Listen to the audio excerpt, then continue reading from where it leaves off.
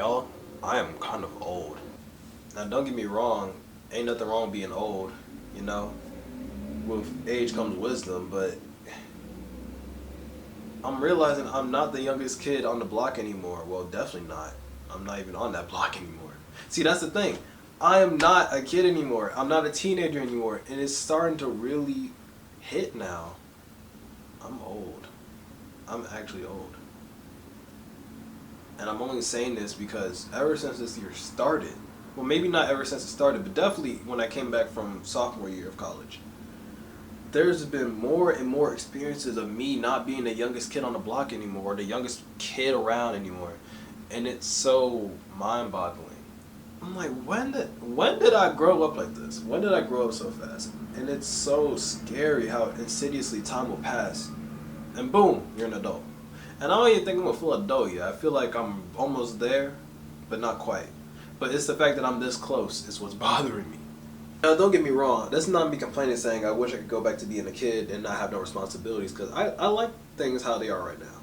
I'm just appreciating how full circle things have come, and let me explain. So back when I was like 5 or 6, I would be on my home PC and I would do one of two things. One, I would go on like websites to play flash games. There was this one like bartending game I used to play all the time.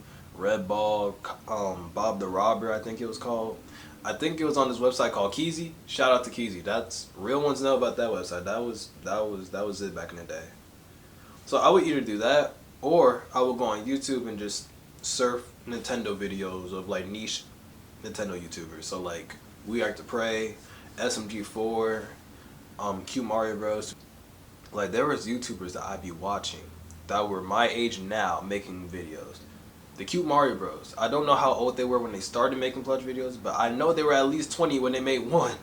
So you're telling me that they were my age making plush videos that little me was watching, and I'm their age now? That's such a mind trip. It's crazy.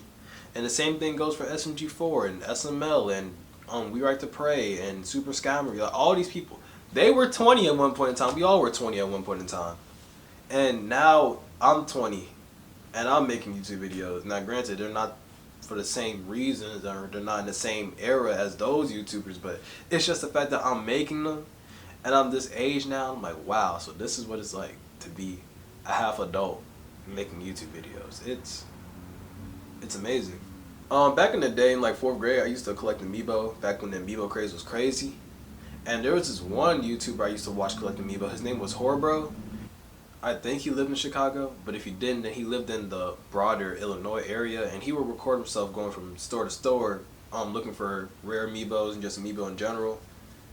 And if I had to guess the age he was at the time, I would think it's around this age. I don't know how old he actually was. I'm guessing it was like in between 20 to 23. He was somewhere in that age range. I think about a week ago, I went to this Replay looking for an Apple Pencil, and I realized they didn't have the one compatible for my iPad, so I had to book it to Walmart to find a pencil all before class started. And I'm thinking to myself, wow, this is low-key what Horbo was doing back in the day when he was collecting Amiibo. He was going from store to store looking for something specific. I know that's such a weak parallel, but it's still a parallel. Like, I'm thinking about it now. I'm driving around from store to store looking for something. Imagine if I was this age back then looking for Amiibo. You know how crazy that would have been? Man, I would have been broke.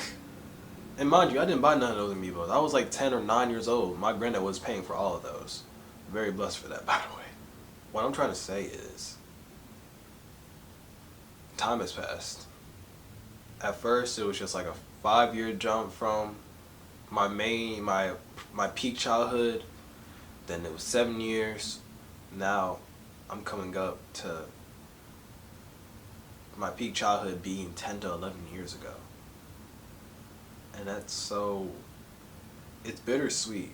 It's cool because I'm like, I've really grown up since then. Like I've accomplished things that I didn't know I could even do. Not things I thought I couldn't do, because there wasn't much I thought I couldn't do at the time. But there was stuff I didn't know I could do. That's what I've been accomplishing, and that's such a good thing for me. I love that for me. But at the same time, it's so sad because I don't think I took them times. I don't think I got the best of them times. I think I really took them for granted. I didn't make the best of that time. And if I could go back for one day, I would do it in a heartbeat. I'd give anything to go back, except my soul. I don't do that. But just knowing that that much time has passed, I'm still here, and now I'm starting to tell my own story. It's really sweet. It's sad, but it's happy, but it's sweet, but it's bittersweet. But at the core of all of it, it's just full circle irony, in my opinion. Things used to be so different, but here we are. But I don't hate it. And I love to see where it goes. But yeah, that's really all I have to say.